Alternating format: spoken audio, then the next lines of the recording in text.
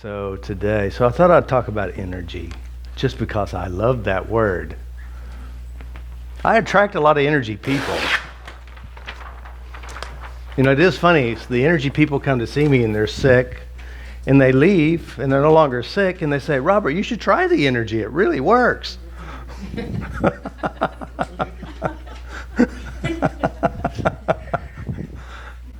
So, we talked about yesterday, we talked about the metaphoric mind, right? The metaphoric mind, you know what the metaphoric mind is? The mind will always see, produce, and manifest from its internal holdings. Got that part? I'm coming from the Bible Belt, which is Oklahoma. How many of you've noticed, how many you drive up here, you probably see like 4 or 5 churches on a single strip. I mean, there's tons of churches, and so I was raised Christian. And of course, when I started using Bible college, Bible studies my major in college, and I studied the book. I didn't just join the group and did what they said. I actually read the book and other books. But so here it is. I started using EFT. Now EFT, the original system, and it's still the same, is that the cause of all problems is blockage in your energy system. Like there's a blockage, and so their model of thinking is about energy. Blocked energy. And, and of course, you got to be intuitive, and you got to, some will even channel Mother Teresa, and some do rocks and prayers, all kinds of interesting, entertaining stuff.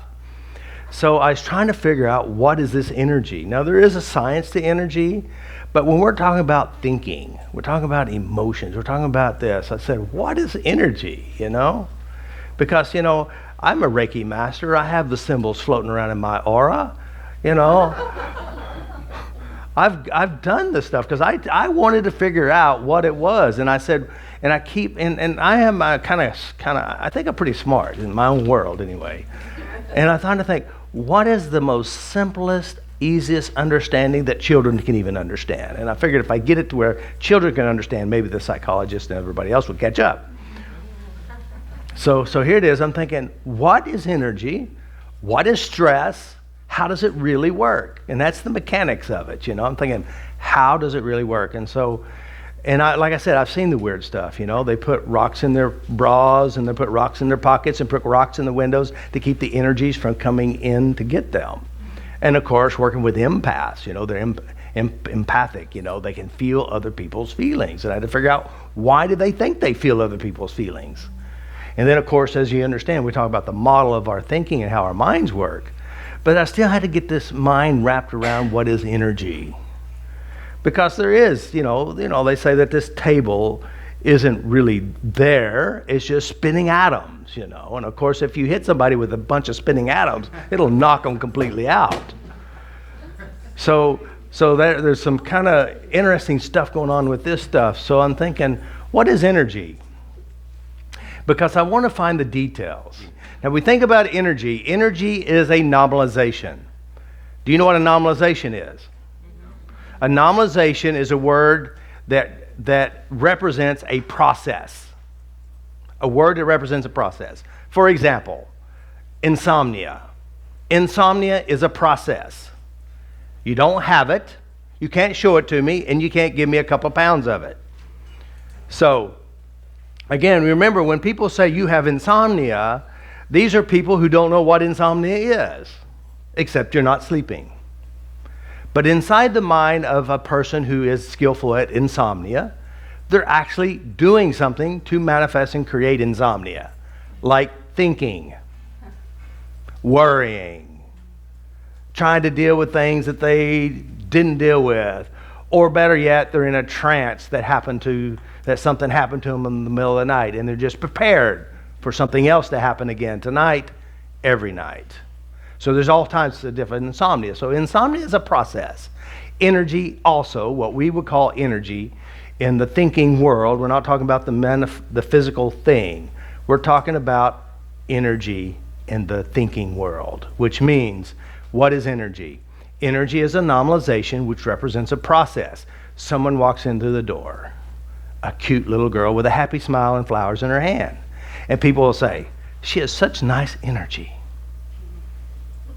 And then the person follows her as this man who's grumpy and has this look on his face, and he stomps his way in, and someone says, I don't like his energy.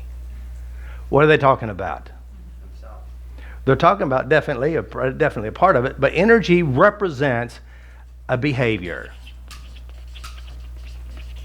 Energy represents an attitude. Energy represents a belief. Energy represents action. Okay? So when people say they have energy, good energy, bad energy, this is what they're talking about. They're using their own filters and they're giving their own meaning to the energy. Right? Does that make sense logically? All right. Now the question is, where did this come from? I mean, if you have a belief, where did your beliefs come from? If you have an attitude, where your attitude comes from? Where's your behavior coming from? Where are these coming from? They're coming from something a little bit deeper. Now, these are created and manifested by experiences, internal representations,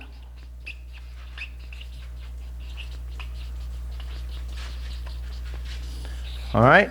So our internal representations and or our experiences, by how we hold them, will create and manifest what we call actions, attitudes, behaviors, etc. Which people say they've got good, bad energy.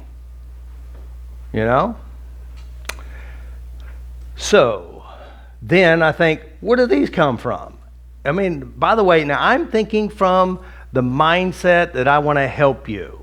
Okay? I'm thinking, okay, if you have a problem and you got bad energy, what in the heck are we talking about?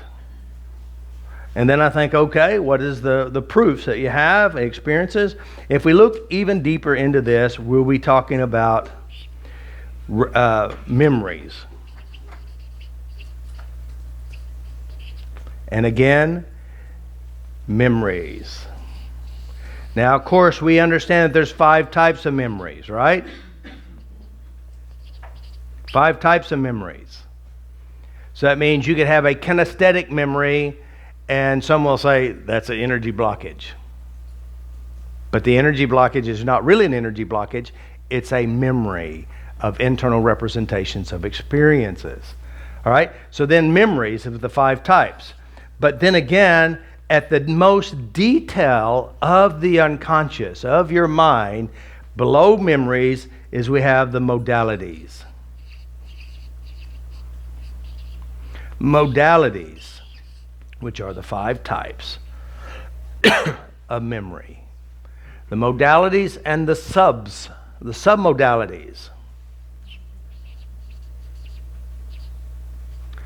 And I will explain. Modalities. For example, a modality that you will have is inside your mind, you'll have a picture. That is a visual modality. The submodalities of this picture will determine how you respond energetically. Such as if you have a picture of a very huge spider with its fangs sticking out, twiddling and moving towards you, you will probably have a physical reaction to this modality. Right? But if it's a little teeny tiny picture far, far away, your response to it may not be very much, because the modality or the subs represents how you feel and act and perform. If you have a movie inside your head and you're watching a movie of somebody beating you up, as you watching yourself be beat up, that's a different sub modality of a modality, which is a visual modality. So what I'm saying here is the energy is a representation of behaviors, attitudes, beliefs, actions, which are created from experiences, internal representations, which is broke down to internal memories, how you represent it, and the modalities, or the 5 different ways that we represent it, and then even the finest detail, which are the subs, which is how your mind represents each of those modalities. Like, for example, if it's a kinesthetic modality, a sharp piercing pain in your abdomen will make you probably respond and act energetically different. Isn't that true?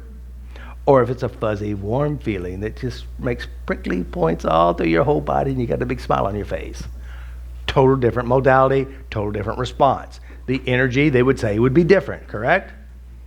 So as a practitioner or someone who's very smart, who really wants to understand how it works, if I go here,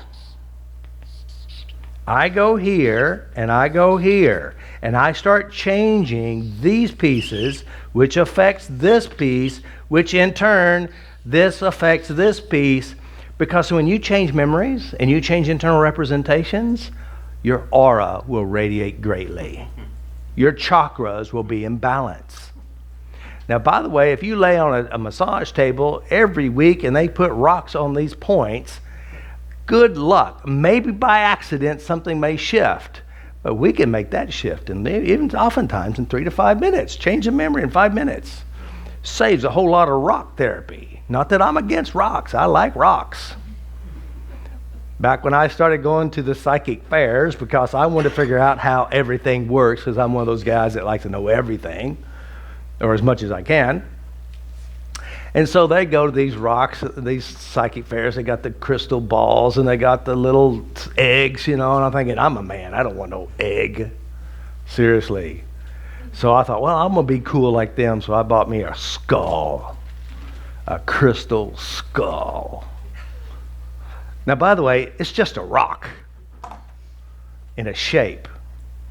But for some people, they have belief in skulls, and they're scared of skulls. I said, it's just a rock. And skulls, you know what skulls mean? This is my opinion. If you see one, it means I'm not here, I'm with God. This is what's left. It'll turn to dust soon. But for some people, they see a skull and they're scared. They watch too much Freddy Krueger and some of those other guys because they have different energies about it and they have different programming. There is no evil except for those who manifest, produce it, and support it. Just be kind, I say. So do you understand what energy is? What is energy? Energy is a nominalization which represents internal processes. It represents memories and experiences. Now, there is the power of addressing the deep unconscious. And changes can happen very easily when you understand how the mind works. And that's the key, understanding how the mind works.